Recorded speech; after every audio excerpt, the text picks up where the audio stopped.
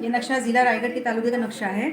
इस नक्शे की मदद से हम बच्चों को उनका तालुका कौन सा है इसकी पहचान कराएंगे कि बच्चे आप बताओ कि आपका तालुके का नाम क्या है, तो बच्चे बताएंगे महाड़ में तालुका है, तो चलो बताओ इसमें महाड़ तालुका कहाँ है, तो बच्चे यहाँ पर महाड़ तालुका बता सकते हैं कि ये हमारा तालुका है। अच्छा ठीक है, तो इस पर हम बच्चों को और एक्टिविटीज़ के ज़रिए हम बता सकते हैं कि बच्चों को मशरिक़ की तरफ कौन से है, मगरिब की तरफ कौन से है, शुमाल और जुनूब की तरफ आने वाले तालुके कौन से हैं, समंदर तालुके कौन से हैं, हमारा पड़ोसी तालुका कौन सा है।